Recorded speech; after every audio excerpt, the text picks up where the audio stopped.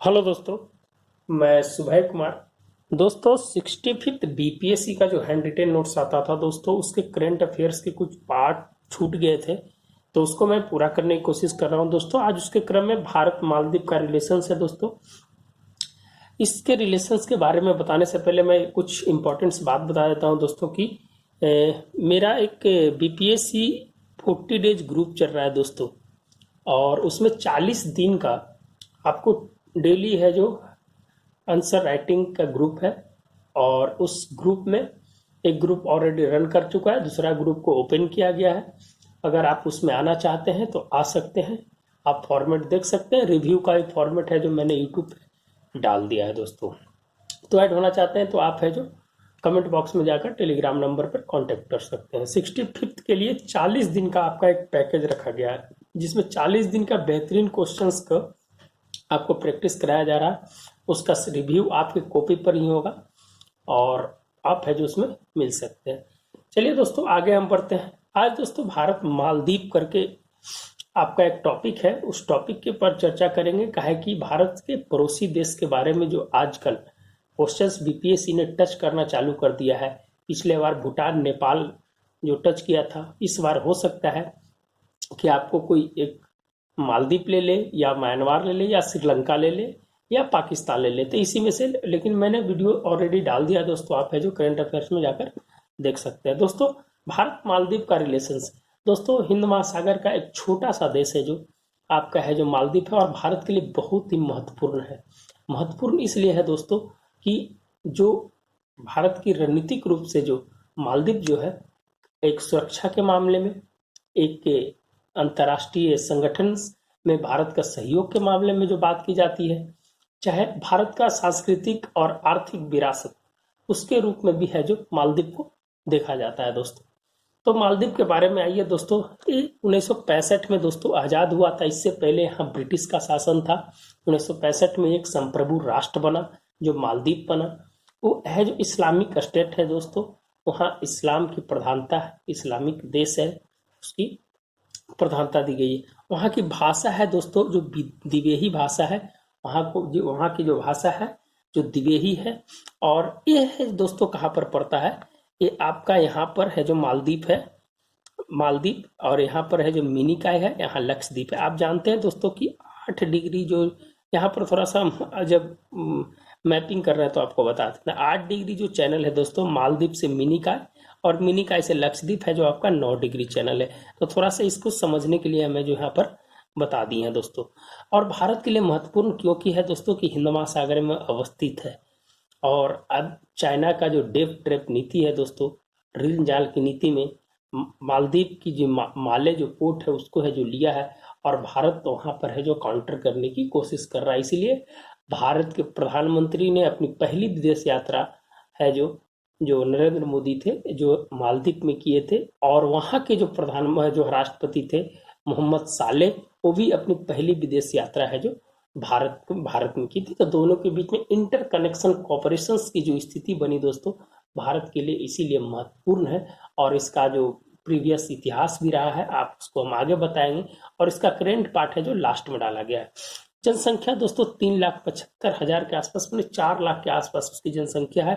298 वर्ग किलोमीटर का एक एरिया है दोस्तों। और ये समुद्र तल से 1 मीटर है जो ऊपर है। अगर सुनामी आया था तो आप देखे थे क्या स्थिति हो गई थी। तो इसके बारे में भी आगे कहानी बताए थे, वहाँ की राजनीतिक तख्ता पलट कैसे हुई थी इस मामले को लेकर। तो है जो उसकी हम आगे है जो इसकी बात करेंगे, कैसे है जो सत्ता चली जाती है। यही जो इसके सोवरेन फंड बनाया जाता है, जो सुनामी के बाद सोवरेन फंड बना था, उसमें कैसे है जो वहाँ के जो राष्ट्रपति की है जो तख्ता पलट होती है, इसकी आगे कहानी हम बताएंगे दोस्तों। वहाँ का इतिहास थोड़ा सा बता देते हैं दोस्तों। 1978, 2008, 2013 और वर्तमान की स्थिति दोस्तों। 1978 से 2008 तक अब्दुल गयून है जो वहाँ के है जो राष्ट्रपति बनते हैं, और एक पावरफुल व्यक्ति वहाँ रहते हैं दोस्तों। और भारत के साथ बहुत ही करीबी रिश्ता रहता है। बहुत आर्थिक रूप से, सामाजिक रूप से, सांस्कृतिक रूप से दोनों का इंटरकनेक्टेड कॉपरेशन इतना होता है कि भारत और मालदीव के संबंध बहुत अच्छे होते हैं। 2008 में दोस्तों मोहम्मद नशीद जो वहाँ का राष्ट्रपति बनते हैं वो भी प्रो इंडियन होते हैं, भारत की तरफ से उनका झुकाव होता है। लेकिन दोस्तों जब 2008 में जब सुनामी आता है तो सुनामी आने के बाद वहाँ एक सोवरेन वेल्थ फंड बनाया जाता है। सोवरेन वेल्थ फंड क्या है दोस्तों? ये वही फंड है जिसमें है जो वहाँ के लोगों को, अगर मान लीजिए कि विपत्ति की स्थिति आ जाए, अगर है जो मान लीजिए कि अगर वहाँ मालदीव में जो सुनामी आने से अगर वहाँ की स्थिति खराब हो जाए तो वहाँ की जो सरकार ने सोचा था कि हम है श्रीलंका में, ऑस्ट्रेलिया में और कई छोटे छोटे जगह पे है जो हम जमीन को खरीदेंगे और जमीन को खरीदने के बाद यहाँ की जनसंख्या को वहाँ बसाएंगे। और इस क्रम में दोस्तों इस सोवरेन वेल्थ फंड में मोहम्मद नशीद को क्या करता है दोस्तों कि करप्शंस के मामले में है जो इनको है जो फंसा दिया जाता है और उनको है जो वहाँ के न्यायालय है जो वहाँ 2013 में है जो उनकी 13 साल की सजा सुनाई जाती है। जब 13 साल की सजा है जो अब्दुल्ला यामीन है जो उसके बाद है जो राष्ट्रपति बनते हैं। तो जब ये दोस्तों जब मोहम्मद नशीद को जब वहाँ की सजा सुना दिया जाता है तो वो है जो भारतीय दूतावास में है जो आकर शरण ले लेते हैं और भारतीय दूतावास में आने के बाद है जो फिर है जो वो ब्रिटेन चले जाते हैं। उसकी एक लंबी कहानी है दोस्तों कि क्यों जाते हैं और उसमें है जो भारत एक बहुत सहयोग करता है उनको वहाँ से निकालने में।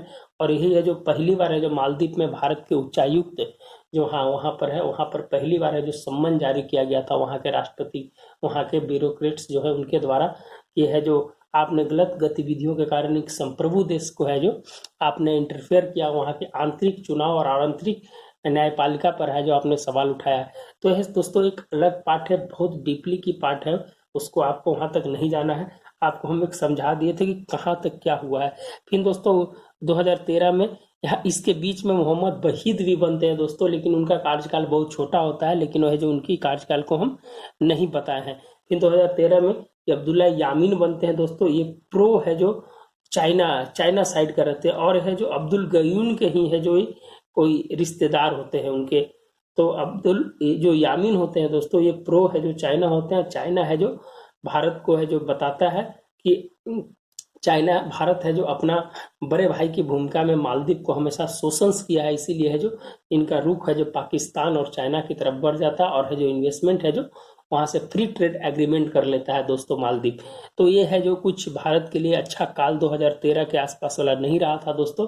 उसके बाद है दोस्तों वहाँ का चुनाव होता है और MDP मालदीवियन डेमोक्रेटिक पार्टी के जो मोहम्मद सालेह है जो वर्तमान में वहाँ का राष्ट्रपति बने हैं, वह बहुत अच्छी सीट है जो उनको मिली थी। और इसी के समय में है जो भारतीय प्रधानमंत्री है जो वहाँ के संसद को संबोधित किए थे जब उनकी पहली विदेश यात्रा थी, उसके बाद वो श्रीलंका गए थे।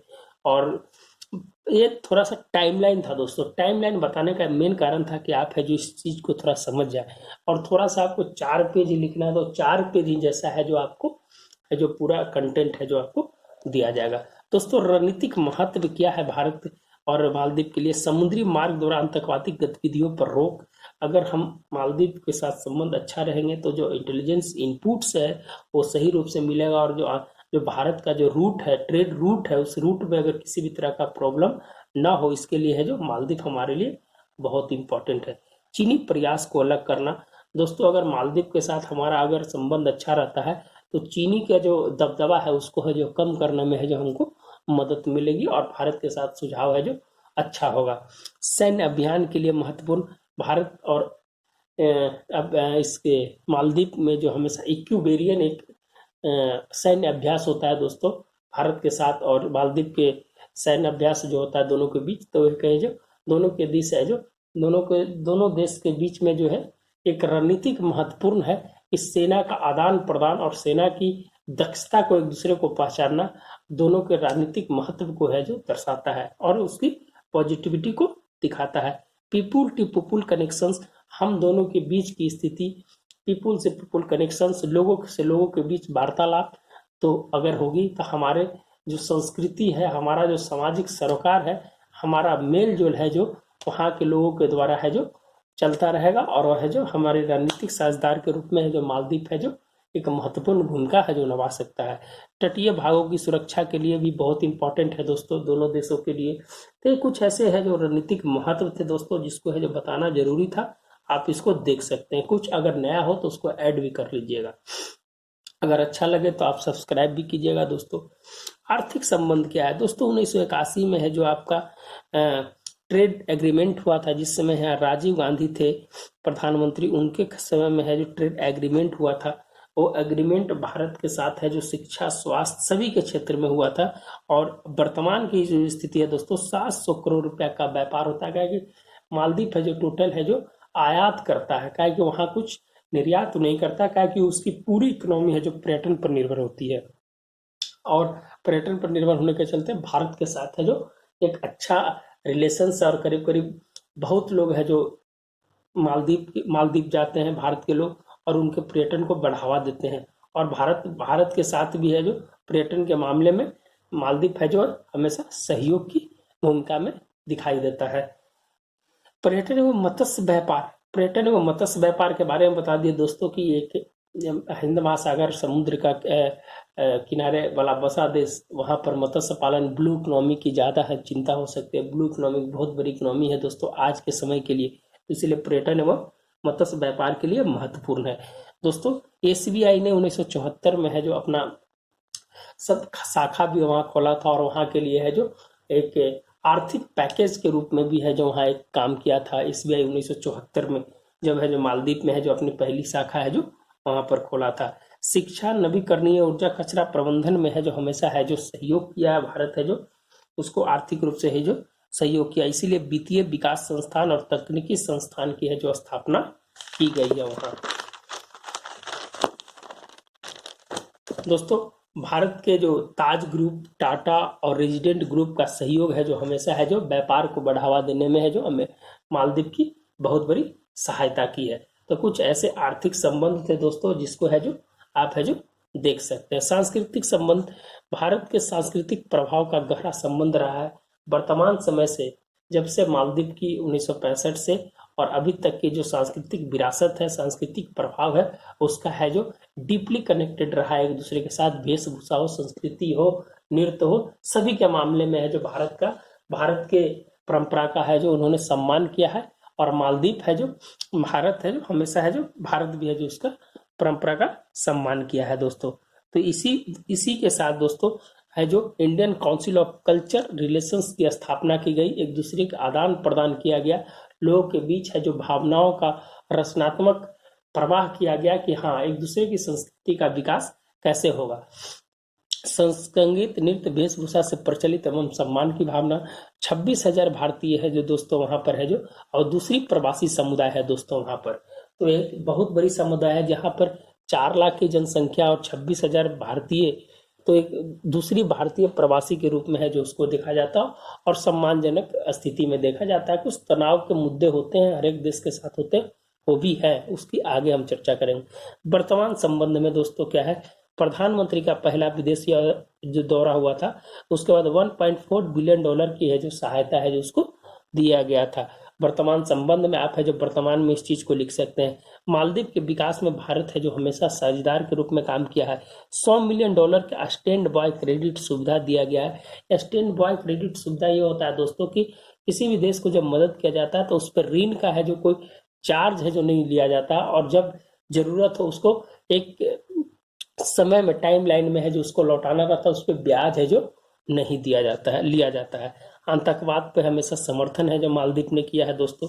तकनीकी अनुकूल कार्यक्रम के तहत $5.3 मिलियन का वित्त पोषण है जो भारत सरकार के द्वारा भी है जो दिया गया। तकनीकी अनुकूल कार्यक्रम के टेक्निकल क्षेत्र में है जो दोस्तों यूएनएससी में भारत का समर्थन हमेशा किया है दोस्तों।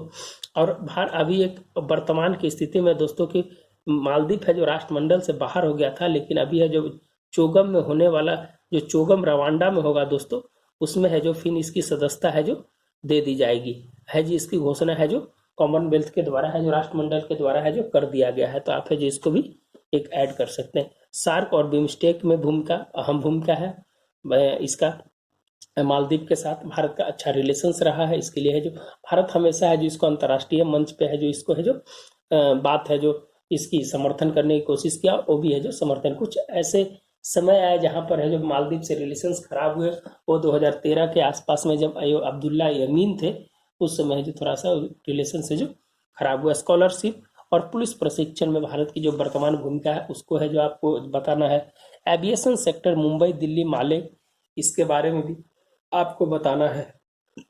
विशेष कौशल विकास कार्यक्रम की है जो स्किल्स डेवलपमेंट को वहाँ पर ही है जो वहाँ के युवाओं को शिक्षित करना, वहाँ को रोजगार देना, भारत उसके लिए भी है वहाँ कार्यक्रम चलाता है।